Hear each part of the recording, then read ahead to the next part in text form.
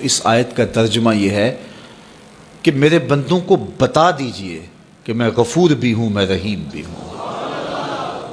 تو پتہ نہیں میرے اوپر کیا کیفیت وارد ہو گئی، اس آیت کا کوئی ایسا نورانی عکس پڑا تو میں قرآن مجید لے کے ایک ایک حجرہ اعتکاف میں جاتا تھا، اور عجیب آنکھوں میں آنسو اور بدن پہ ایک راشے کی سی کیفیت، اور ایک کو کہتا تھا یہ تمہارے رب کا قرآن ہے کہ اللہ فرماتا ہے بتا دو بندوں کو کہ میں غفور بھی ہوں، میں رحیم بھی ہوں۔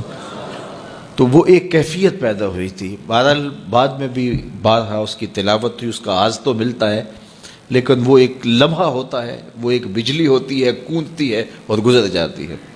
اس طرح یہ پہلی مرتبہ جب یہ حدیث میں نے پڑھی تھی تو اس وقت میرے اوپر ایک کیفیت طاری ہوئی تھی۔ تو آج میرے مضمون میں یہ حدیث دوبارہ آ گئی، اور میں یہ بارہا اپنے سامعین کو سنا چکا ہوں، اور یہ ایک ایسی واردات تھی اچانک جو صحابہ کے اوپر ہوئی، ان کی قلبی واردات کہ صحابہ کھڑے تھے، حضور اچانک تشریف لائے اور فرماتے ہیں کہ کیا تم اس بات کی گواہی نہیں دیتے کہ اللہ کے علاوہ کوئی معبود نہیں اور میں اس کا رسول ہوں؟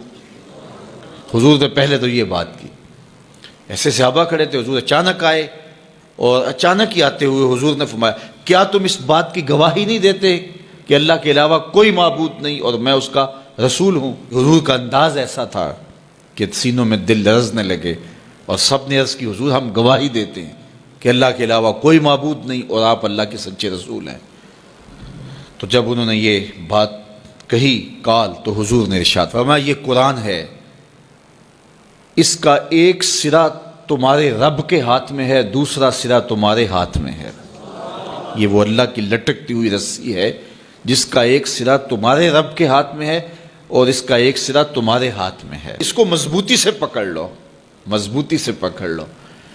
دیکھیے یہ کیسا ایک تصور ہے اس کی معنویت کہ اچانک حضور نے آ کے کہا گواہی دیتے ہو کہ میں اللہ کا سچا رسول ہوں، مطلب کیا جو میں کہوں گا وہ سچ ہی ہوگا جب تمہیں یہ گواہی ہے؟ تو انہوں نے کہا کہ ہم گواہی دیتے ہیں۔ کیوں نہیں ہم گواہی دیں گے، آپ اللہ کے سچے رسول ہیں۔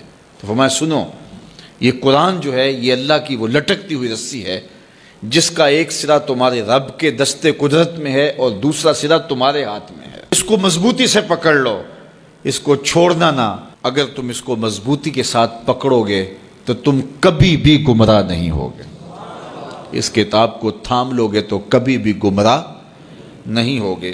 گمراہی سے بچنے کی ضمانت یہ کتاب ہے، ہلاکت سے بچنے کی تدبیر یہ کتاب ہے، اور اللہ جل شانہ سے باطنی ربط کا ذریعہ یہ کتاب ہے۔ حضرت امام احمد بن حنبل کہتے ہیں کہ میں نے ایک دن اپنے رب سے کہا کہ مالک مجھے اپنی محبت عطا کر، تو اللہ نے اتنی محبت عطا کی کہ مجھے زوال عقل کا اندیشہ ہو گیا کہ محبت کی فراوانی سے کہیں جنون نہ ہو جائے۔